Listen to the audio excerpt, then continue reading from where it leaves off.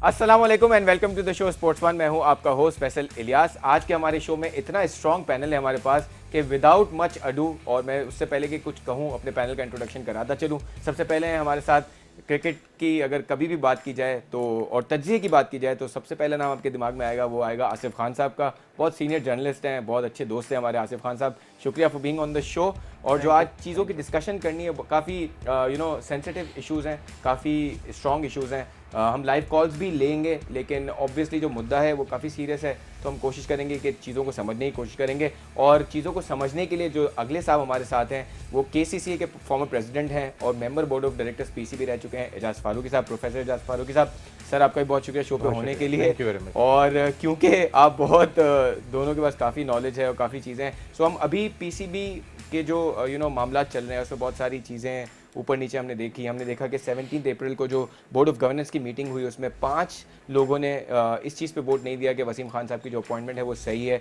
सो आप क्योंकि member board of directors रहे हैं, सबसे आपसे ही पूछ लेते हैं कि कैसे देखते हैं आप ये सारे मामला। डू यू थिंक कि at this junction of time जहाँ वर्ल्ड कप के लिए टीम जा रही है और चीज़ें अच्छी होनी चाहिए, इस तरह की चीज़ें हो रही हैं, do you think it's very bad?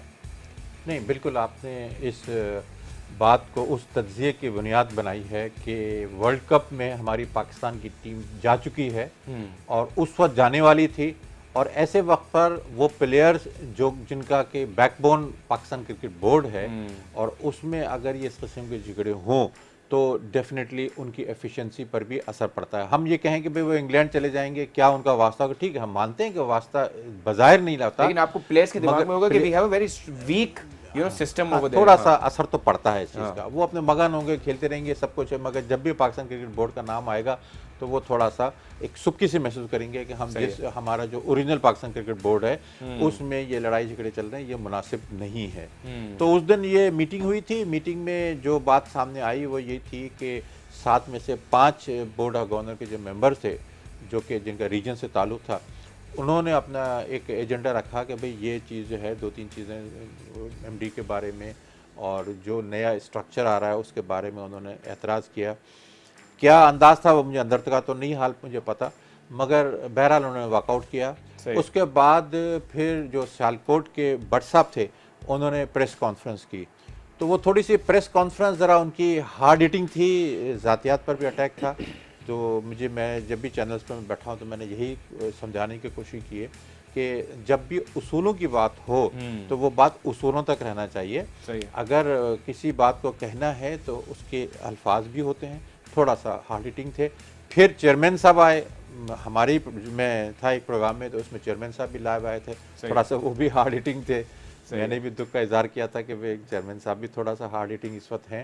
सही है। तो बहरहाल अब ये मामला थोड़ा सा आगे बढ़ा और यहाँ तक कि वो मामला जो है कोर्ट तक चले गए हैं, जो नहीं जाना चाहिए था। बिल्कुल सही। क्योंकि जब पाकिस्तान क्रिकेट बोर्ड के अंदर ही से कुछ लोग जो हैं एक को सस्पेंड कर दिया गया और वो कोर्ट चले जाए, तो ये कोई अच्छी मिसालें नहीं हैं। Very true. इसकी बुनियाद पर पाकिस्तान क्रिकेट बोर्ड के लिए आगे थोड़ा सा बहरान नज़र आ रहा है मुझे, मगर इंशाल्लाह आप देखिएगा कि अगर इसमें मेरी जो सबसे ज़्यादा रिक्वेस्ट है उन सीनियर लोगों से जो कि पाकिस्तान क्रिकेट बोर्ड के मेंबर रह चुके हैं, वो अगर थोड़ा सा आगे आएँ और कोशिश करके इनको मिल बैठकर इनको समझाएं, दोनों को, चेयरमैन साहब को भी और मेंबर बोर्ड जो हैं उनको भी समझाएं, तो मैं समझता हूं कि ये जो मामलात हैं ये संभल सकते हैं। बिल्कुल सही। और बावजूद इसके कि वो कोर्ट चले गए हैं, उन्होंने उनको सस्पेंड कर दिया है, हर मरहले पर कोशिश सबकी ये होती है कि मामलात को बैठ कर अफवाह मुतफ़, क्योंकि सियासत तो नहीं है,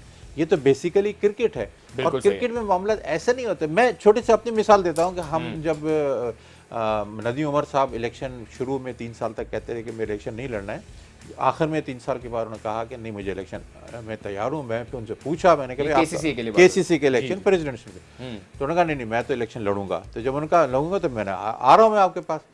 मैं गया, मैंने कहा आपके अगर आपका पक्का इरादा इलेक्शन लड़ने का तो देखिए हम दोनों इलेक्शन लड़ेंगे तो क्रिकेट को नुकसान होगा। और पढ़े लिखे मैं भी पढ़ा लिखा हूँ, आप भी पढ़े लिखे, हम अगर ऐसे फैसले नहीं करेंगे तो उसके नुकसान क्रिकेट को होगा। Very good. तो फिर हम दोनों ने बैठे, हमने कहा नहीं आप इलेक्शन लड़े। मैंने 10 साल तक क्रिकेट चला ली, क्रिकेट में आपके साथ हूँ, मैं हर स्टेज पर आपकी हेल्प करूंगा और कर रहा हूं। मैं इस वक्त जो क्रिकेट है मैं पूरी हेल्प कर रहा हूं, तो हम दोनों मिलकर चला रहे हैं क्रिकेट। अल्लाह का शुक्र है कि कोई किसी को मसला नहीं है, ऐसी मिसालें कायम करते रहना चाहिए। Very true, very true. आप मेंबर बोर्ड ऑफ डायरेक्टर थे, और भी सवाल उसके हवाले से करेंगे। आसिफ भाई, जब बोर्ड ऑफ डायरेक्टर्स के लोग बैठते हैं, it's a kind of a professional structure, और उसमें उनका किसी पॉइंट पे डिसएग्री करना भी उनका हक है, तो ऐसी सिचुएशन में किसी बोर्ड ऑफ डायरेक्टर के मेंबर को सस्पेंड करना आपको लगता है थोड़ा सा अनफेयर है? देखिए, अनफेयर इसलिए नहीं है, अब उसकी कॉन्टेक्स्ट में अभी नहीं जा रहे, लेकिन कानून के हिसाब से तो सस्पेंड ठीक किया। अच्छा, लेकिन उससे उसका बैकग्राउंड भी है। पाकिस्तान क्रिकेट बोर्ड का होमवर्क नहीं था, उन्होंने बीओजी को, बोर्ड ऑफ गवर्नर्स को फॉर ग्रांटेड लिया, जैसे हमेशा से होता आया हाँ, है बस कि बिठा जो दो। भी आप कॉपी रखेंगे वो उसको एज इट इज़ अप्रूव कर देंगे। इस मर्तबा ऐसा नहीं हुआ। पाकिस्तान क्रिकेट बोर्ड को पहले बात कर लेनी चाहिए थी अपने मेंबर से कि हम ये करने जा रहे हैं, आप इसमें साथ देंगे, नहीं देंगे, जैसे नहीं दे रहे हैं। इन्होंने मिसाल दी हाँ, नदीम उमर साहब की हाँ, केसीसी वाली। आपको बैक चैनल काम करना पड़ता है। Very true. उन्होंने बना लिया कि हम एमडी बनाएंगे। आसिफ भाई, अगर अलाउ करें, कॉलर है कराची से, आपके इस पॉइंट से आएंगे। So we have a caller from Karachi, let's see who it is और क्या सवाल है। सो जी भाईजान, आप सवाल पूछ सकें। नोमान साहब हमारे साथ। नोमान साहब सवाल पूछ सकते। फैसल भाई, मेरा सवाल ये है कि यासिर शाह को दौरे ऑस्ट्रेलिया के लिए आजमा चुके हैं, तो अगर दौरे इंग्लैंड के लिए उमर खान होते तो शायद बेहतर होता। बिल्कुल सही। आसिफ भाई से और प्रोफेसर साहब से हम पॉइंट ऑफ व्यू ले लेते हैं, लेकिन आसिफ भाई you can complete your discussion, फिर हम इस उमर खान पे आते हैं। तो जब बोर्ड ऑफ गवर्नर्स के सामने रखना था तो उससे पहले आप बात कर लेते हैं, क्योंकि बोर्ड ऑफ गवर्नर्स में जो 5 लोग हैं उनमें से 4 रीजन के हैं सही। और एक उसमें डिपार्टमेंट है KRL। बाकी 2 डिपार्टमेंट्स आए नहीं थे, वापडा और एक दूसरा डिपार्टमेंट SSGC, ये डिपार्टमेंट्स वहाँ मौजूद नहीं थे, तो आपका काफ़ी हल्का था कोरम, तमाम लोग मौजूद भी नहीं थे। तो ये पहले आपको करना चाहिए था, उसके बाद और फिर ये भी बताना होगा आपको कि आखिर क्यों आप एक पोस्ट क्रिएट कर रहे हैं और क्यों आप एक शख्स को लेके आ रहे हैं, किस तरह से फिर पावर शेयरिंग होगी, ये सारी चीज़ें आपने उनको बतानी चाहिए थी। हो सकता है पता हो सकता है आपने ब्रीफ किया हो। अभी इस वक्त पाकिस्तान क्रिकेट बोर्ड में, जैसे फारूकी साहब ने कहा ना कि सियासत नहीं होनी चाहिए, पॉलिटिक्स ही तो मेन चीज़ है जो प्रॉब्लम क्रिएट कर रही है। यहाँ power centres basically Pakistan cricket board में इस वक्त 2 हैं। एक तो आपका जो चेयरमैन क्रिकेट बोर्ड है, दूसरा पेट्रन इन चीफ भी एक बहुत बड़ा वजन रखते हैं। इस वक्त भी पेट्रन इन चीफ अगर चाहें तो वो पूरा क्रिकेट बोर्ड डिसॉल्व कर सकते हैं as per the article 38 of this constitution. वो चाहें तो पूरा क्रिकेट बोर्ड का ये जो स्ट्रक्चर है, BOG प्लस चेयरमैन, इसको हटा के एक 10 मेंबर की एक मैनेजिंग कमेटी बना दें, जिसको एड हॉक भी कहते हैं। और मुझे ऐसा लगता है कि सूरत हाल वहाँ तक जाएगी, क्योंकि अब ये कोर्ट में चला गया मामला। बाकी तो चीज़ें सबको पता ही है, लेकिन लेटेस्ट ये है कि नुमान बट जो सियालकोट रीजन के प्रेसिडेंट हैं वो कोर्ट में हैं। लाहौर हाई कोर्ट में पिटीशन है, पिटीशन में 2 चीज़ें उन्होंने कही हैं। वो कहते हैं कि मुझे टारगेट इसलिए किया जा रहा है कि मैंने 2 पॉइंट्स उठाए। एक तो मैंने PSL के प्रोडक्शन राइट्स पे एतराज़ किया था, दूसरा वो ये कह रहे हैं कि डायरेक्टर इंटरनेशनल जाकिर खान साहब को लगाया, जो कि उनके ख्याल में कानून के मुताबिक नहीं है, क्योंकि उस वक्त चेयरमैन बोर्ड नहीं थे और BOG भी फंक्शनल नहीं थी, ये उनका कहना है। तो ये कोर्ट में जाएगी। 7 या 8 मई की कोर्ट ने तारीख भी दे दी है लाहौर हाई कोर्ट ने, तो वो उनको बुलाएंगे। बाकी रोकड़ी साहब जो लाहौर रीजन के प्रेसिडेंट थे, उन्होंने अपनी गलती मान ली कि मैं गलत था, तो वो बच गए। बाकी जो 2 आपके हैं, एक क्वेटा के और एक और रीजन के हैं, उनको शो कॉज नोटिस दिया गया है पाकिस्तान क्रिकेट बोर्ड की जानिब से। बाकी ये भी इत्तलात हैं कि इस महीने के अख्तिताम से पहले शायद एक BOG और बुला के वो जो पेंडिंग वाला मामला है वसीम खान साहब का, उसको कर दें, अप्रूव कर दें और फिर उसको ले आएँ। लेकिन फिर भी इस चीज़ से बहुत सारे सवाल खड़े होंगे। ये कोर्ट में जाएगी बात, तो फिर बात लंबी होगी। बिल्कुल सही है। फारूक साहब, हमने देखा था कि जब गवर्नमेंट आ रही थी तो ये शुरू में इंप्रेशन ये था कि बहुत सारे पुराने लोग जो थोड़े रिडंडेंट हैं उनको चेंज किया जाएगा, which is a natural thing to do. आपके अगर लोग उतने एफिशिएंट नहीं होते तो you come up with a new system, new people. लेकिन हमने देखा कि पुराने लोग भी चलते रहे और नए लोग और ऐड होते रहे, वो नए ऑब्जेक्टिव्स के साथ आए। MD साहब भी अपने अच्छे ऑब्जेक्टिव्स के साथ आए। सो आपको लगता है कि ये कहीं मिसप्ले हो गया कि क्लीनिंग नहीं हुई और लोग आए, सो जो लोग बैठे थे उनको नए लोग अच्छे नहीं लगे, सो ये सारा डिस्ट्रप्शन शुरू हो गया? नहीं, देखिए, जो सिस्टम है, मैंने जैसे ये कहा जाए कि MD साहब आए तो किसी को बुरा लगा, मैं नहीं समझता ऐसा है कि इसमें सबसे सर आपके बोर्ड ऑफ गवर्नेंस से 5 लोग एक्सेप्ट नहीं कर रहे। हाँ, बोर्ड ऑफ गवर्नर एक अलग है। वो जो बोर्ड ऑफ गवर्नर है उसमें ये जो गवर्निंग बॉडी के जो मेंबर होते हैं वो एम्प्लॉय नहीं होते। सही। बात जो पुराने चल रहे हैं उसका मतलब एम्प्लॉय की बात हो रही है, हाँ, डायरेक्टर्स की बात हो रही है, वो अलग बात जो एग्जीक्यूशन में आपके ऑपरेशन जो वहाँ मौजूद है। देखिए होता क्या है कि अगर लोगों की वहाँ नौकरियाँ हैं बोर्ड वहाँ पर एज ए डायरेक्टर किसी की भी नौकरी है, कोई अगर ऊपर से आ जाता है इनका तो ठीक है, वक्ती तौर पर तो वो महसूस करते हैं कि भाई हमें क्या ज़रूरत है किसी को हमारे ऊपर लाने की, मगर सबको ये फिक्र होती है कि भाई अपनी नौकरी अपना काम करते रहो, नौकरी पक्की रखो, बाकी आनी जानी चीज़ है ये सब चीज़ें, कोई रहेगा कोई नहीं रहेगा, किसी पे एतराज़ होगा किसी पे एतराज़ नहीं होगा, तो ये इस वजह से सब अपना अपना, मैं तो बहुत क्लोजली ऑब्जर्व किया। मैं जब बोर्ड ऑफ गवर्नर था तो मैं वहाँ जाकर हर फ्लोर के हर कमरे में जाकर उनसे 3-4 मिनट में सबसे मुलाकात करता था। ये मैंने एक उसूल बनाया हुआ था कि जब भी मीटिंग में जाऊँगा सबसे मुलाकात करूँगा टॉप फ्लोर से लेकर नीचे तक। इससे क्या होता था कि बहुत से वर्किंग का मुझे अंदाज़ा हो जाता था। और फिर मैं ये तो चॉइस होती है कि हम पीसी में ठहराते थे, हमें मैं नहीं ठहरता था पीसी, मैं हमेशा एनसी में ठहरता था। मेरी फर्स्ट चॉइस ये होती थी कि वजह उसकी कि जब एनसी में कोई ठहरता है तो वहाँ का पूरा स्ट्रक्चर का अंदाजा हो जाता है। सही बात। आपका हर वक्त एक्सेस रहता है आपका बोर्ड के ऑफिस से, वहाँ आपको मुलाकातें होती हैं, बहुत सी अंदर की चीज़ें आपको पता चलती हैं, तो आपको बहुत सी डिसीजन में हेल्प करने में या उसकी मुखालफत करने में आपके पास जेन्युइन रीजंस होते हैं। अगर आप पीसी में ठहर जाएं जब वहाँ से वापस आएँ तो फिर इसका मतलब है कि आपसे वक्ती तौर पर मीटिंग आते हैं, मीटिंग अटेंड कर फिर पीछे चले जाते हैं। तो मैंने हमेशा प्रेफर ये किया कि मुझे अब एनसी में ठहराइए और मैं देखना चाहता हूँ कि सिस्टम क्या है। प्लेयर खेल रहे होते थे, प्रैक्टिस कर रहे होते थे, उन सबको मैं देखता था, सुबह को कौन कौन चल रहे हैं कौन कौन जा रहा है, एक एक चीज़ को मुझे ऑब्जर्व करने का बड़ा अच्छा मौका मिलता था। बिल्कुल सही है। आसिफ भाई, जो लास्ट मीटिंग हुई है जिसमें पूरी टीम प्राइम मिनिस्टर साहब से मिली है, उसमें आपके चेयरमैन साहब भी मिले हैं और उनको ये इंस्ट्रक्शन दी गई है कि जो लोग प्रॉब्लम क्रिएट कर रहे हैं उनको अब आप उनको खैरबाद करें। सो डू यू थिंक कि लॉट ऑफ दिस खैरबाद is going to happen in the near future, या आप को लगता है कि अगर बहुत ज़्यादा सिचुएशन ख़राब होती है तो वो सिचुएशन आ सकती है जिसका आपने तस्करा किया कि देखिए मैंने आपसे कहा था ना पावर सेंटर यहाँ पे 2 हैं, चेयरमैन साहब और फिर आपके पेट्रन इन चीफ। तो पेट्रन इन चीफ ने इतना सख्त अगर उनको इतना डायरेक्टिव दे रहे हैं तो ये चीज़ किसी हद तक मैं समझता हूँ ठीक नहीं है। इस पेट्रन को का एक अलग स्टेचर है क्योंकि इनका क्रिकेट में एक बहुत बड़ा नाम है। एब्सोल्यूट। तो यहाँ से आती हुई बात आप उसको ले लेते हैं, लेकिन फिर भी आगे चल के क्योंकि ये सिस्टम नहीं रहना, फिर तो सर यहाँ से आती हुई आप डोमेस्टिक के लिए भी जो बात कर रहे हैं वो ले लें फिर आप। नहीं ले रहे हैं इसीलिए बात नहीं हो रही। एक तो देखिए जो पार में होता है उसके खिलाफ कोई बात करता नहीं। अच्छा भाई कॉलर ले लें अगर आप अलाउ करें, जब आप बोलना चाहते हैं कॉलर आ जाते हैं। जी कौन साहब हमारे साथ, क्या सवाल है? अस्सलाम वालेकुम फैसल इलियास भाई। वालेकुम सलाम कामरान साहब, क्या सवाल है? सर मेरा ये सवाल है, जो मोहम्मद आमिर और आसिफ अली को इजाफी खिलाड़ी लेकर गए, इनको तरक्की देंगे या ऐसे ही वापस जाएंगे? सॉरी मुझे सवाल सुने में इजाफी खिलाड़ी उनको नहीं लेके गए। इंग्लैंड की सीरीज में तो दोनों को चांस मिलेगा, दोनों खेलेंगे इंग्लैंड सीरीज में क्योंकि 17 प्लेयर जा रहे हैं, उसमें आमिर और आसिफ दोनों हैं और अगर वो अच्छा परफॉर्म करते हैं चीफ सेलेक्टर ने कहा है तो फिर वो वर्ल्ड कप का हिस्सा बनेंगे आएंगे। और आप उमर खान पे भी जवाब दे दें फिर आप वाली बात Umar Khan is very young, हमने कल भी यही बात की थी। आपने बहुत कम खेले हैं और T20 ही वो ज्यादा खेले हैं तो उनका नहीं बनता चांस। आसिफ भाई इस चीज़ से एग्री करते हैं कि एक स्पिनर को थोड़ा ग्रिल करके खिलाना चाहिए और एक पेसर को थोड़ा जल्दी खिलाना चाहिए? इस पे बात करेंगे, आपके पैटर्न इन चीफ वाले एक्शन पे बात करेंगे ब्रेक के बाद।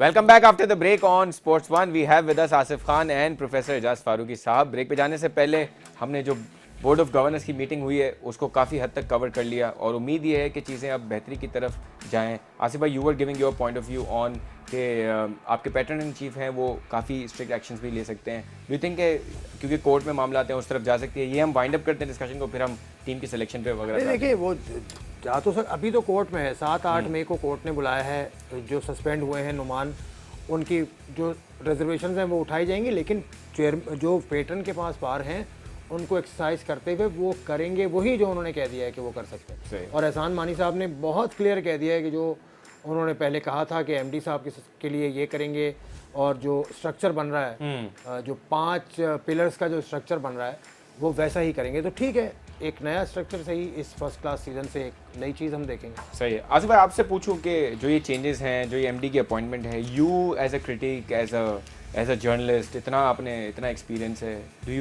Are you happy with all of this जो हुई हैं चीज़ें? नहीं देखें, अपॉइंटमेंट नई करने का मतलब है कि ये आप मान रहे हैं कि जो पुरानी अपॉइंटमेंट्स हैं वो काम की नहीं है। ये आपको मानना पड़ेगा कि ये वाला स्ट्रक्चर आपका ठीक नहीं है। फिर इस स्ट्रक्चर की जो जिम्मेदारी है वो भी आपको लेनी होगी। हमारे यहाँ होता यह है कि अकाउंटेबिलिटी टाइम पे नहीं होती। सही है। क्रिकेट बोर्ड का जब सरबराह तब्दील होता है उसके बाद उसके बारे में चीज़ें नज़र आती हैं।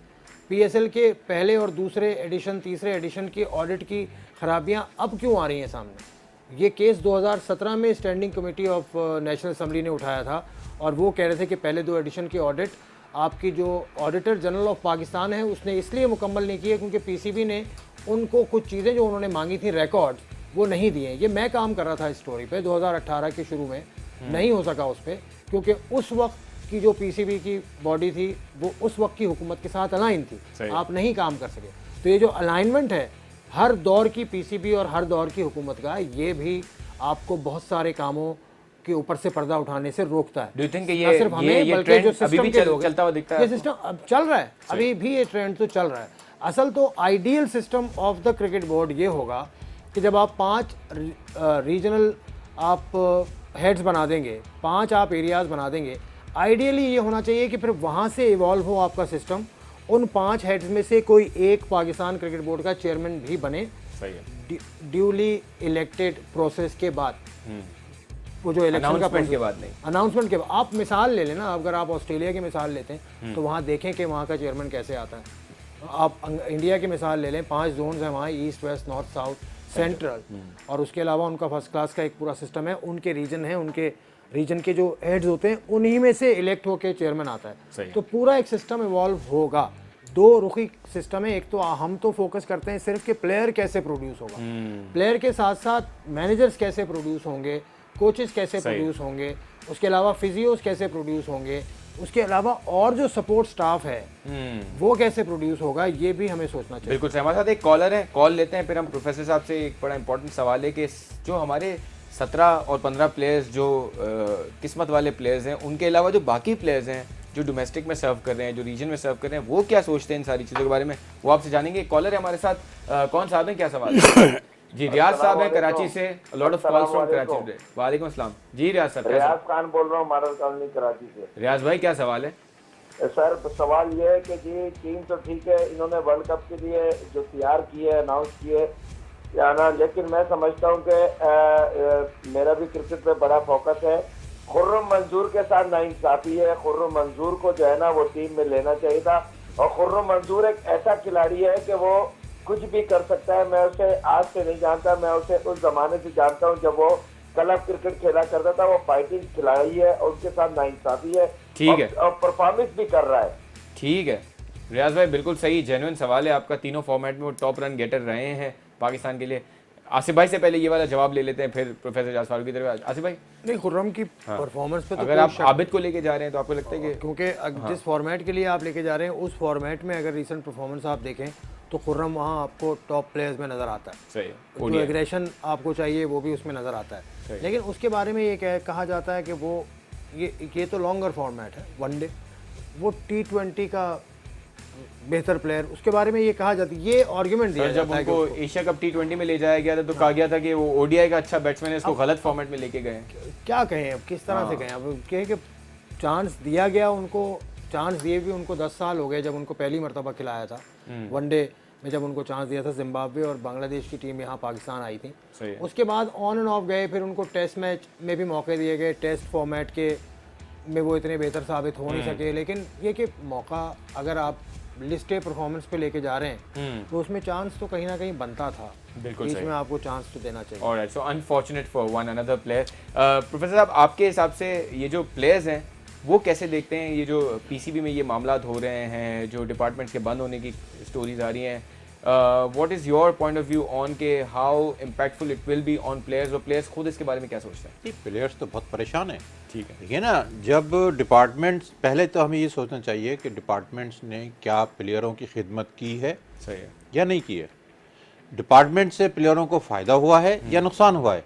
तो जब भी आप किसी भी एंगल से अगर आप सोचेंगे तो आप इसी नतीजे पर पहुँचेंगे कि डिपार्टमेंट ने प्लेयरों की बड़ी खिदमत की है, सही है, और उनकी पॉलिशिंग में उनका बड़ा रोल है। रीजन्स प्लेयर तैयार करता है, सही है, डिपार्टमेंट्स को हैंड ओवर कर देता है, डिपार्टमेंट उसका फाइनेंशियल एस्पेक्ट देखते हैं, उसी तैयारी करते हैं सही उसकी। है, अगर पीसीबी इन तमाम फाइनेंशियल चीज़ों को कवर कर लेता है, जो डिपार्टमेंट के प्लेयरों, डिपार्टमेंट्स की जो सर्विसेज थी, तो चलिए वेल एंड गुड। सही है, मगर अगर वो नहीं कर सकता तो प्लेयरों की दिल आज़ारी होगी। एक प्लेयर खेलता है, एक स्टेज तक पहुंचता है, और उस स्टेज तक पहुंचने में उसको डिपार्टमेंट रीजन तैयार करता है, उसको पॉलिश करता है, फिर डिपार्टमेंट में आने के बाद अब वो डिपार्टमेंट ही जब बंद हो जाएंगे, जो पॉलिसी नज़र आ रही है, तो फिर मेरे ख्याल से प्लेयर्स को बहुत ज़्यादा डिस्करेजमेंट होगा। और इसका कोई ऐसा हल निकालना पड़ेगा कि इनकी जो फाइनेंशियल साइड जो है वो पीसीबी को फिर कवर करना पड़ेगी, और उसका सॉलिड उनको एक पूरा फार्मूला देना पड़ेगा। बिल्कुल ये नहीं कि आप बीच मंझधार में उनको छोड़ दें, प्लेयरों को, डिपार्टमेंट के नहीं रहेंगे वो और कहीं के नहीं रहेंगे, तो उनकी फिर कंडीशन क्या होगी, ये असल बात है। बिल्कुल सही है। और एक कॉलर है हमारे साथ क्वेटा से, सवाल लेते हैं जी। कौन साहब हैं, क्या सवाल है?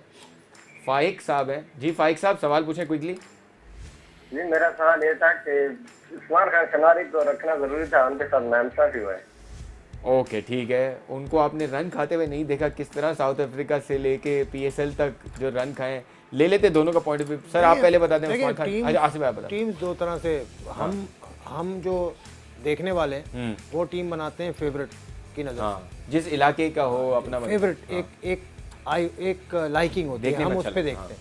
लेकिन टीम बनाते वक्त तीन चीज़ें तो कम से कम आपने सामने रखनी है। ओके, एक तो जहां आप खेल रहे हैं और कितना, क्या इन्वायरमेंट में आप खेल रहे हैं, किसके खिलाफ आप खेल रहे हैं, और फिर आपकी टीम का कॉम्पोजिशन क्या है। आपके पास अगर सारे अच्छे हैं तो सारे बॉलर्स, तो सारे अच्छे तो बॉलर्स नहीं लिए जा सकते ना, बॉलर्स तो आप 5 ही लेंगे मैक्सिमम, उनमें से आप 3 को खिलाएंगे, 2 स्पिनर्स खिलाएंगे, 1-2 आप ऑलराउंडर्स खिलाएंगे, 4 आप टॉप ऑर्डर खिलाएंगे, 1 मिडिल ऑर्डर में खिलाएंगे, 1 विकेट। ये कॉम्पोजिशन है ना, सबसे पहले तो टीम में ये जगह फिल होती है, तो सबको आप नहीं ले सकते। हो सकता है शनिवारी भी उतना ही अच्छा हो जितना जुनेद है, आमिर है, हसनैन है या शाहीन शाह अफरीदी है, लेकिन ये इन सब में शायद लास्ट आ रहा हो, इसलिए ये बाहर चला गया। लेकिन ऐसा नहीं है कि इनके वर्ल्ड कप खेलने के इम्कानात ख़त्म हो गए। अभी भी 23 तारीख तक आप चेंज कर सकते हैं, अभी भी आप वहाँ 5 वनडे खेलेंगे, 1 T20 खेलेंगे, और उसके बाद फिर साइड मैचेस खेलेंगे। टोटल 11 मैचेस तो वर्ल्ड कप से पहले खेलेंगे। सही बात। कोई ना कोई इंजर्ड हो सकता है,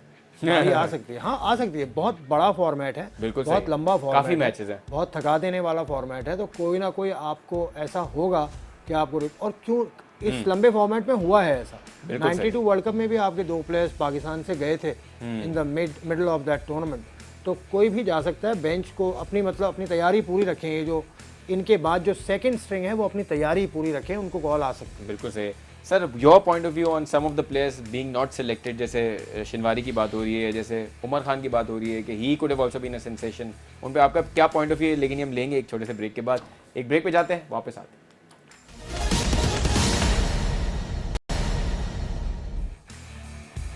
welcome back after the break on Sports One. हमारे साथ आसिफ खान और प्रोफेसर जास फारूकी साहब। ब्रेक पे जाने से पहले हम बहुत सारी कॉल्स जो हैं, हम चाहे कितना भी सीरियस डिस्कशन करें, लेकिन पूरा पाकिस्तान अब ये चाहता है कि कौन से जो हमारे 15 प्लेयर्स गए हैं वो कैसा परफॉर्म करेंगे, जो प्लेयर्स नहीं टीम का हिस्सा बन सके उनका क्या उनको क्या करना चाहिए। आसिफ भाई ने बड़ा अच्छा पॉइंट ऑफ व्यू दिया कि क्योंकि सीरीज़ लंबी है, बहुत सारे मैचेस हैं, वर्ल्ड कप से पहले 11 मैचेस हैं, तो every player has to be ready कि उसका नाम आ सकता है, वो टीम का हिस्सा बन सकता है। और प्रोफेसर साहब, आपके चीफ सेलेक्टर ने तो ये कहा भी है कि इंग्लैंड सीरीज़ में अगर आमिर परफॉर्म करते हैं और भी कोई प्लेयर अच्छा परफॉर्म करता है तो वो टीम का हिस्सा बन सकता है। So all of these are good signs for all the players.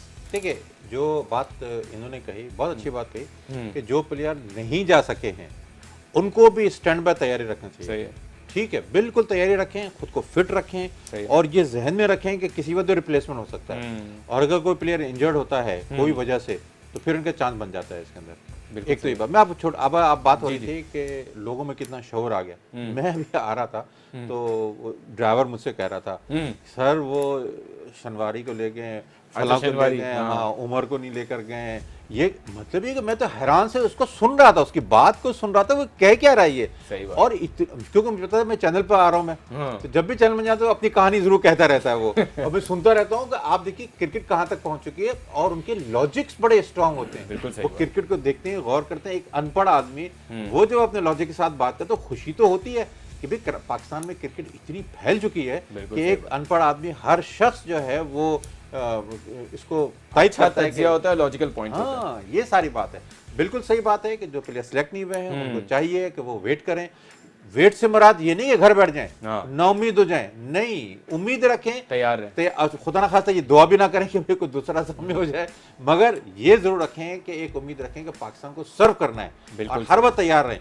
जिस वक्त भी जरूरत पड़ती है तो फिर फौरन उनको कॉल किया जा सकता है और वो टीम में दे सकते हैं। और अचानक आने के बाद जो आपने देखी ना, आबिद को आखिर मैच में खिलाया तो उसने क्या परफॉर्मेंस शो किया। बिल्कुल सही बात। तो प्लेयर तो तैयार रहना चाहिए हर वक्त बिल्कुल खेलने के लिए। बिल्कुल सही। एक कॉलर है हमारे साथ, लेट्स सी कौन कॉलर है और क्या सवाल है।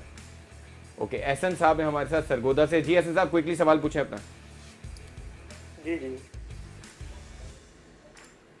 अस्सलाम वालेकुम। वालेकुम सलाम। एहसन जी, एहसन साहब सवाल पूछें। फैसल भाई क्या हाल है? अल्हम्दुलिल्लाह। एक तो भाई तीसरी चौथी दफा मैं आपको कॉल कर रहा हूँ। एक्सट्रीमली सॉरी, बहुत बड़ी मुश्किल से बात हुई है। बहुत माजरत सर। सवाल दोनों भाई जो आपके साथ बैठे हैं उनको भी अस्सलाम वालेकुम। वालेकुम सलाम। और मैं सर ये पूछने जा रहा था कि मोहम्मद आमिर और आसिफ अली क्या वर्ल्ड कप के लिए सिलेक्ट हो जाएंगे इस सीरीज में, मतलब परफॉर्मेंस देंगे तो? और दूसरा सवाल मेरा ये है कि सर यासिर शाह को इस सीरीज में सिलेक्ट नहीं करना चाहिए था, क्योंकि सर उसने यूएई में कोई, और वैसे भी वो टेस्ट का बॉलर है, यूएई में ओडीआईज में वो नहीं परफॉर्म कर सका तो वो इंग्लैंड में क्या करेगा? बिल्कुल सही। इससे अच्छा तो उमर खान को कर देते या किसी और स्पिनर को चांस दे देते। ठीक है, यासिर शाह वनडे का बॉलर नहीं है सर, मैं ये कह रहा था। चलें ठीक है। वैसे मैं दोनों हज़ार से ये पूछना चाहूँगा, जब यासिर शाह का हमने नाम देखा शादाब की जगह, तो हमें भी इतना अच्छा नहीं लगा कि यार, लगा नहीं कि यार ये शॉर्टर फॉर्मेट में वो रिप्लेसमेंट है। सो 2 पॉइंट बनते हैं। एक तो ये कि हमारे पास कोई बैकअप नहीं है। सो कितना बड़ा फ्लॉ है हमारी सिलेक्शन का। हमारे एनसीए में जो लोग बैठे हुए हैं, जो इतना पुराना सर्व कर रहे हैं, कि हम एक लेग स्पिनर नहीं डेवलप कर पा रहे, हम ऑफ स्पिनर नहीं डेवलप कर पा रहे, कि आवाम को अच्छा नहीं लग रहा कि यार जो रिप्लेसमेंट आ रही है वो केपेबल रिप्लेसमेंट नहीं है। और वो प्रूवन है, हमने देखा है कि हमारी कंडीशन में वो विकेट नहीं ले पा रहे यासिर शाह। दूसरा ये कि मोहम्मद आमिर और आसिफ से ज़्यादा प्रॉब्लम जो लग रहा है, और जो हम इंटरनेशनल वेबसाइट पे भी देख रहे हैं, शादाब का ना होना ज़्यादा पाकिस्तान के लिए ख़तरनाक साबित हो सकता है। दोनों पे आप दोनों का पॉइंट ऑफ व्यू चाहूँगा। आसिफ भाई, योर। अब देखिए, यासिर को लेके जाना, उसकी अगर आपने प्लेयर्स इस तरह बनाने हैं कि 2 महीने पहले परफॉर्मेंस क्या थी, तो स्कोर शीट निकालें, उस हिसाब से शोएब मलिक भी बाहर हो जाता है। और आपने इंग्लैंड एक सिलेक्शन का जो क्राइटेरिया दिया, उसमें इंग्लैंड की उनकी परफॉर्मेंस देख लें तो कुछ भी इंग्लैंड की परफॉर्मेंस देख लें, बाहर हो जाता है। हाँ।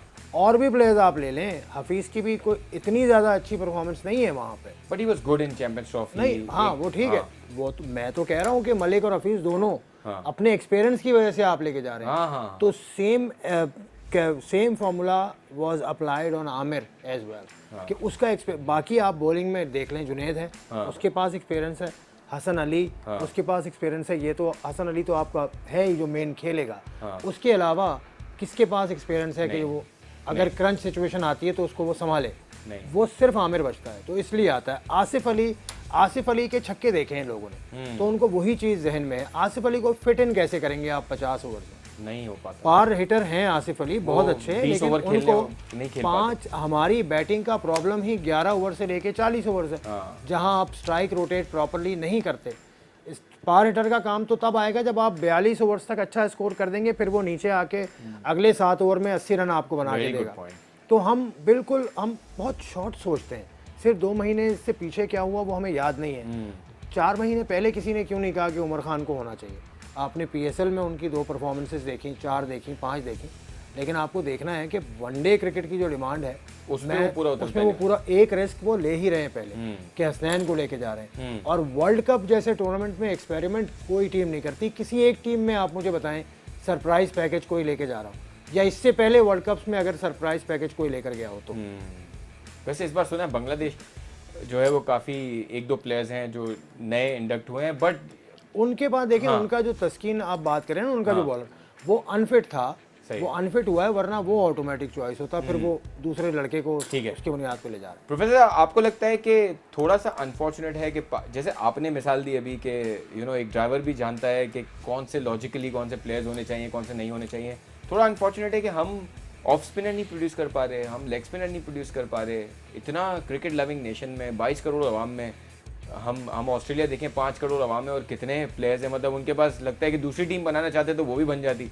जब स्टीव स्मिथ और वार्नर आए तो उनको बिठाना मुश्किल हो गया हैंड्सकम को।